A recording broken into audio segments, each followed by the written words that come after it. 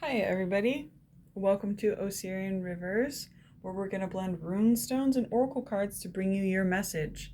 I'm Mr. E, here to unravel life's mysteries for you in this month of Virgo.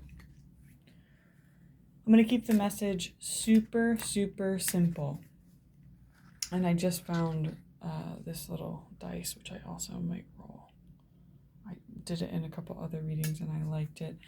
I'm not a real big numerology fan though. You can look up what the numbers mean on your own, or if you already know, that's good for you. There's just conflicts between the two different studies of numerology that I did. And they didn't sit well with me as a mystic because I always like to meditate on what I've learned and digest it fully and then decide if it resonates with me or not, rather than just regurgitating the system that I've learned. And so I'd like to give anybody else an opportunity to do that as well.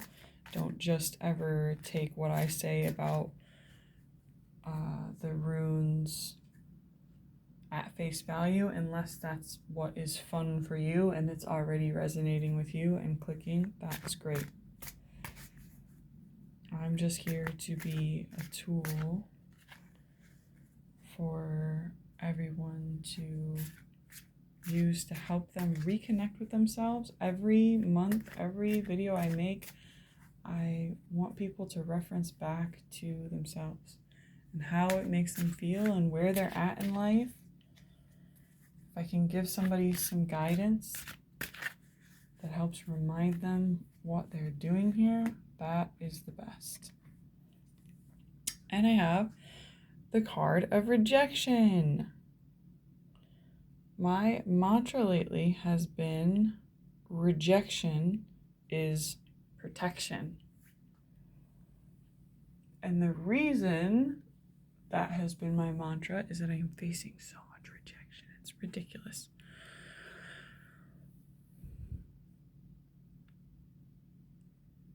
It's important to know when people tell you no, that it's a blessing. A lot of folks have trouble with that word, no. So they will string you along and have you jump through all sorts of hoops for you to wind up with an end result that you're not happy with. The story of this card is a man who is called to do jury duty in a court. But then when he gets there, they kind of are like, hey, no, we don't want your type judging anything, because his judgments don't come from the places of logic and reason, but rather compassion and inspiration. So he's a painter and doesn't really have any place, doesn't belong in any courtroom. Sorry about that glare. I don't know if that bothers anybody else.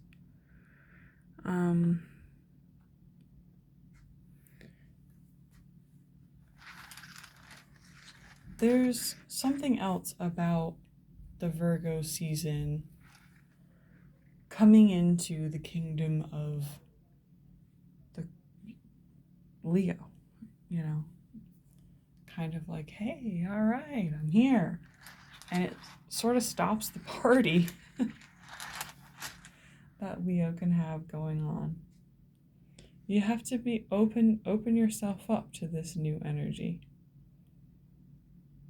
There's been a whole lot of trauma for people and drama this past week with the ending of the Leo season. The last couple degrees here have been the roughest for everyone that I've been talking to. Now for me, Virgo season started with that new moon in Leo. I sensed everything closing out, the dead end sort of fading away as I embraced a new way that is made by me and opening myself up to that deep core of who I am, the essence of who I am, and how to bring that forward so I can really be of use in this world and also live in it gracefully with abundance. There's a saying by an old author, I do not remember their name, but it says that I do wonderful work in a wonderful way. I provide wonderful service for a wonderful pay. And I said this to someone who was doing work trade for where they live. And we have 4 to go with this reading for everyone. 4 corners of a house, the 4 posts, 4th house of family.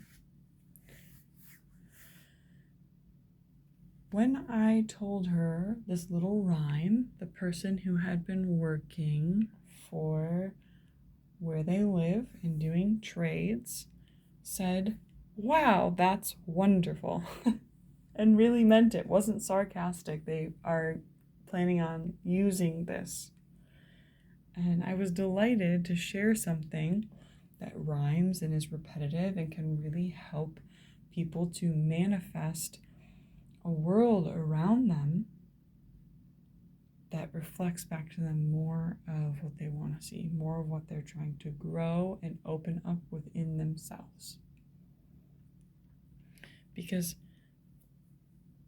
the most wonderful pay is often not monetary, and the most wonderful work that people can do is not always traditionally thought of as work.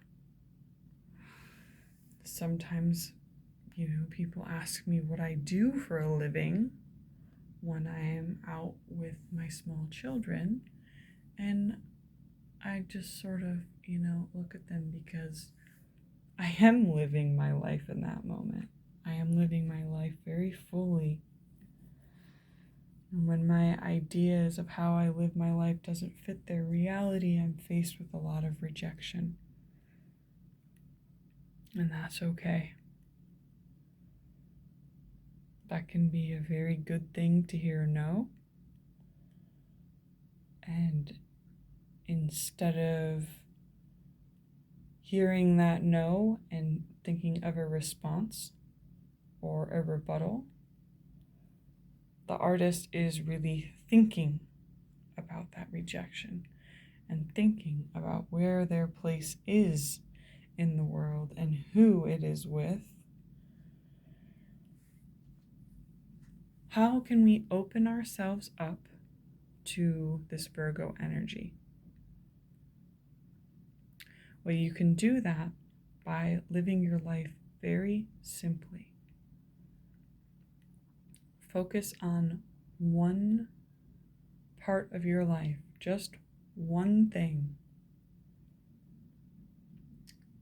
and stay true to that and refine it and perfect it quietly. We're not going about boastfully. We're not telling other people what they need to refine or how they need to wear a mask or not wear a mask or walk this way or do this thing or not do that thing. Focusing on ourselves. Virgo is quiet. Virgo is understated. There's a lot of hermetic energy that can come through in Virgo season if you're open to receive it and willing to let go of the whole parade. It's time to acknowledge that our social circles are as small as our minds are. There's always different ways that you can connect with people. The ways that we connect people will hold vibrance and life and reciprocity if we honor ourselves first, if we listen internally and ask ourselves, where is it that I feel most valued? Where is it that I can live my life abundantly and fully? And if I'm in a place that doesn't honor who I am, where is it that I should go? Because where you are right now is exactly where you're supposed to be for this moment. It's not necessarily where you're supposed to stay. The mindset that you are in for Leo season must give way to the mindset of the Virgo season. It's in opening ourselves up to this change that we can fully embrace the things which want to come into us and manifest. Thank you everyone so much for watching. If you can like or share this video, subscribe to my channel if you've been here this long, and you can book a reading with me at Osirianrivers@gmail.com. Or if you like what I do, you can always donate to my PayPal with the same account. It's Osirianrivers@gmail.com. And I hope you all are having a peaceful time with this transition, because it has been rocky. There has been suffering. As Buddha says, life is suffering. And we can certainly do something about that. It can change our perception. If you open up your mind, it won't fall out. And the whole world becomes open to you. No longer is the ceiling the limit, but the sky. See you guys next month.